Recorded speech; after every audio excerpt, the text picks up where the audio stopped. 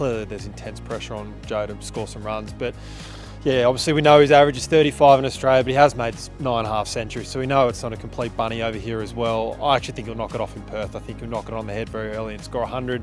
Hello and welcome to Nine's preview of the first Ashes Test, where Australia will field 2 debutants. England could unleash an all-out pace attack, and the surface behind us could go a long way to deciding who will take home the Ashes urn. My name is Sam Jordan from Nine News, joined by Dan Brettig from The Age and Tom Decent from the Sydney Morning Herald. Gentlemen, there's been a lot of talk. We're finally here. The Ashes is getting ready to get underway. Yeah, it's a great time when the previewing is over and the real stuff starts, and we get to find out some new storylines. What's going to happen? What's going to take place in this series that we'll be talking about in Ashes series for years to come? I remember 4 years ago, the first test at the Gabba, and all the questions around. The Australian team. There's a bit going on. Justin Langer, the coach, uncertainty around the team. Then first ball, Rory gets bowled around his legs, and it's all off from there. Yeah, plenty of fans hoping to see the exact same situation unfold here, potentially tomorrow if Australia is in the field. Now, we'll start on the team news. Dan, you broke the story of who is in and who was out, and that answer is that Jake Weatherald and Brendan Doggett will both make their debuts for Australia, 2 baggy greens being handed out tomorrow. Not exactly a surprise given what we've seen this week, is it? No, well, all of the selection conundrum for Australia was around 2 players, really. Could Cameron Green bowl the overs required of a sole all-rounder, and where was the best fit for Marnus Labuschagne coming back into the Australian team after he missed the West Indies? They concluded that number 3 was his best spot. That needed to be where Marnus Labuschagne was going to go, and they also concluded that Cameron Green was fit to bowl his full quota of overs if they need him as an all-rounder. That means unlucky Beau Webster, but that also means good news for Jake Weatherald, who's that proactive opener, and they've been casting around now for a couple of years, trying to find the right balance at the top of the order for someone who can kind of do what Dave Warner used to do. Yeah, that's exactly right. Of course, there's so much to unpack on that team selection, but we actually might start with Jake Weatherald. There was a moment today where we all saw him shadow batting out in the middle of this Perth Stadium pitch for about 20 minutes on his own. He hasn't looked like he's been intimidated or put off by the spotlight that's been on him all week. Just seems to look pretty comfortable.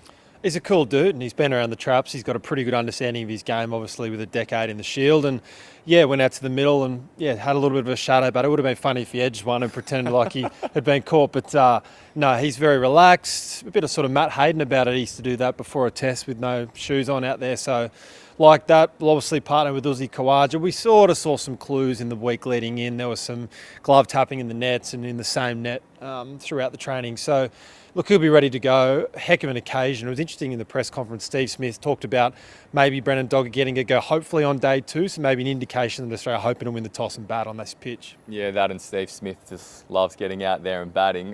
Dan, Brendan Doggett, what a story it's been, what a rise it's been as well. He's been banging on the door, he's been chipping away in domestic cricket for so long now, and he's about to play in an Ashes series opener. He's a super skillful bowler. It was interesting to hear that Joe Root had mentioned that probably his toughest opponent in Ashes cricket as a bowler was Ryan Harris, not Mitchell Johnson. And Ryan Harris has been the mentor of Brendan Doggett in 2 states now, both up in Queensland and since both of them moved to South Australia. Harris was unbelievably skillful with what he could do with the seam and swing the ball around. That's what Brendan Doggett likes to do. But Brendan Doggett's also a bit taller and probably a bit quicker than Ryan Harris, and he's going to be able to bowl a mean bouncer as well. So he's got the skills there. The other thing, of course, is that to have 2 Indigenous cricketers in the same Australian Test 11 for the first time is an incredible moment both for Doggett and for Scott Boland. They got a photo together yesterday, which I think was before the team was finally confirmed, but it was a strong pointer that was the way it was going to go.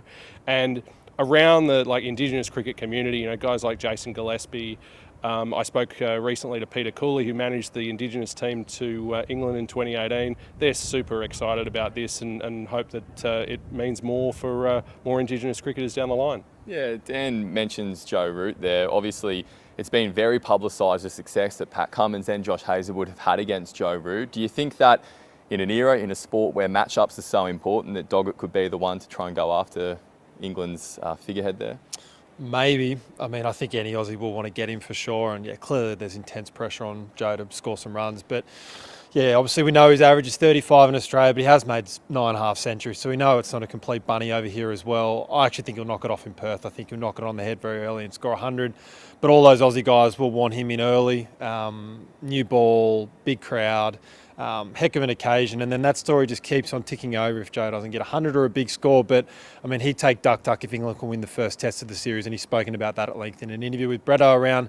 That's not going to define him, it's whether England can win this series. And yeah, he's never won a test here as well, which people forget. I think some Australian supporters are wishing there hasn't been so much talk around Joe's record in Australia, because it all does just feel set up for him here, doesn't it? Yeah, it does. And also the fact that he's here just as a senior cricketer. It's a little bit like Steve Smith in 2019 when he came back from his year out. He wasn't captain anymore, and he felt really hungry and really fresh and inspired. I'm not saying Joe Root's going to make 774 runs in this series, but the circumstances are there when you compare it to 21-22, the COVID series, all the things that they had to deal with. It was quite an unbelievable and unrepeatable kind of situation.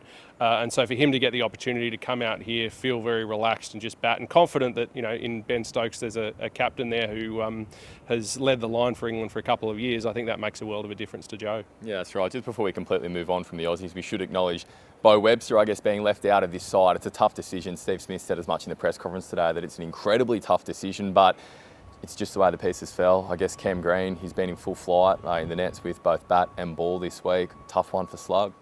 Yeah, as soon as Cam Green was back to full fitness bowling in that Shield game, I think Beau Webster probably saw the writing on the wall. A little bit awkward given that Jake Weatherwood is his Tassie teammate, and whilst they're not vying for the same position, he's obviously effectively pulled him out of the team. I think Beau will play a test this summer. I don't know where, but like clearly they see massive upside in him. And this selection panel and Aussie group have talked about if you're not in the team, you don't go to the back of the queue, and that's clearly not the case for Beau, given his record in 7 tests on pretty ordinary batting tracks as well. So, but a good man, and he'll be thereabouts, and he'll hopefully the mix is good in the Cordial this week. Let's chat about England. Is there any real doubt about their lineup tomorrow? Of course, they had a 12-man team yesterday that did include spinner Shoaib Bashir. Dan, are they actually going to consider playing a spinner out here on the deck behind us? I think they're just going to want to hit Australia with pace. Not just pace on the speed gun, but they want to do, Mark Wood in particular has talked about the idea that they look at Australia and they don't just look at how fast they bowl, they look at how accurately and relentlessly they bowl. They keep asking the same questions over after over, ball after ball, and that's really what England have got to try to produce. And if you think back to a couple of previous series, England had, Stuart Broad, Jimmy Anderson, fantastic, skillful bowlers, but they never quite found the right spot, the right lengths in particular to bowl in Australia. That was always something they were trying to figure out. Whereas if you look at someone who's a bit under the radar, and Gus Atkinson, he'll be very good out here because he bowls about 140, he moves the ball off the seam, and he bowls the kind of length that's going to get edges and wickets in Australia. So that's what England are going to be trying to do.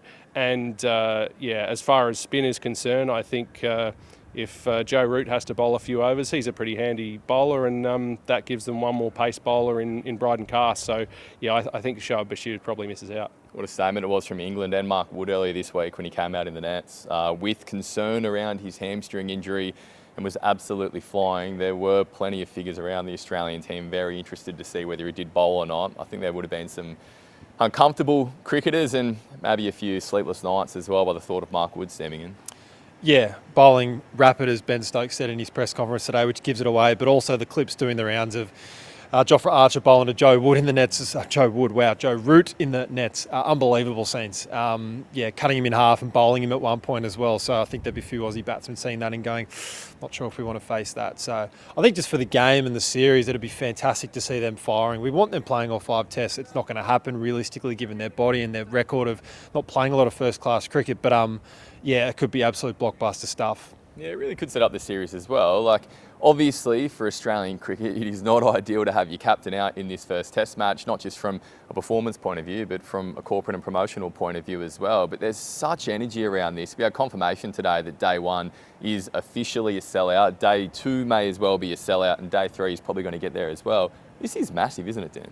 Yeah, it really is. It's the series that the steal line from Paul Keating brings home the bacon for Cricket Australia. Certainly, they want this to be a summer where they make millions and millions of dollars so that they can put their own books back in the black for the future. So that's a big part of it. It's also a summer where they're having discussions about selling Big Bash clubs, and obviously if the Ashes is successful and you've got full crowds at all the games and all of that, possible investors look at that and like, well, we're buying into something that's really big here. That's cricket in the Australian summer really works. So those are all big factors, and I think as well the fact that Australia don't have their best necessarily their best side out for the first test, it just adds to the richness of the series. We think about last summer, India winning that first test in Perth really made the summer. It meant that it was. The series was in doubt right till the final test match in Sydney. There were so many storylines around that, and the Australian team's resilience actually to I guess weather the storm of the criticism and the questions that came from losing that first test match to come back. That's something that they'll draw on if England with Wood and Archer in harness get a win here. Yeah, that's exactly right. 2 predictions to finish things off. I'm going to ask you for a series prediction. I also want to know a storyline that you're interested and can't wait to see unfold in this first test match. I'll give you both a minute just to think about it. I'll say mine first. I'm very intrigued by what's going to happen with Mark Wood here in Perth. Of course, not just because of the fact that he only bowled, 8 overs in the intra-squad match before having a bit of a niggle here. It's not going to be an easy time out in the field, but I tell you what, if he stays out there, we know exactly what he can do. His inclusion in that 2023 Ashes series when he did come in Headingley completely swung the momentum of the series, and it has the potential to, really scare a few batsmen and certainly put a few futures under threat as well. Tom, a storyline? Probably a couple. I think Lizzie Khawaja at the top of the order. We know his form in recent years coming into this series, a huge series for him, potentially his last series. A big watch on him and how he fares. And I think that if he's not making runs in the first couple of tests and Australia aren't winning, then maybe he might have a send-off in Brisbane. But we will see. He's obviously a class player and clearly, but guys bowling that quick, he showed in recent years. I'm not sure the numbers are up to what they are. And also as well, if these England batsmen attack Australia's bowlers, like not being able to panic, I think that's a key element. I truly believe that if England can win the toss and bat and put 300 plus on the board, like Australia go on the back foot so quickly in that regard. I did think 2-all for a long time there, but I have gone 4-zip. All right, we're doing predictions as well. Dan, we'll start with your storyline. What is it that you're looking out for? And then let's talk predictions. Well, I'll make a reference to a very good story that Tom wrote the other day about Travis Head. He's someone who's just trailed off a little bit in his run scoring leading into this series, but he was absolutely a match winner for Australia here 4 years ago. Playing a couple of innings that really set up the series for Australia and scoring quickly in a way that damaged England. So how he's going, I think, is going to be really critical, particularly given that we know it's going to be tough at the top and a lot of the runs may be made in the middle order. And I'll just mention one as well in regards to England. Harry Brook, he's got an incredible record at Test level, averaging better than 60, but we've never really seen him play in conditions like this because he's never played here, and I don't think he's ever played in South Africa either. So how Harry Brook and his amazing hand-eye coordination and his sort of caffeinated batting brain, how they go in Australian conditions, I think that's something to follow closely. All right, series prediction? 2-2, just because I feel like both sides are going to have some big days, but I also think they're going to have some bad days. And of course, if it's 2-2, the Ashes stay in Australia. Yeah, that's right. For what it's worth, I'm going to go 3-1 Australia. And can you believe that we're going to find out tomorrow? The Ashes is finally going to begin. We cannot wait to see it all unfold. And we'll be across it from every angle, The Age, the Sydney Morning Herald, and also 9 News. And we will be filing our daily recap videos at the end of each day's play. So we look forward to having you back and joining us then. Thanks very much.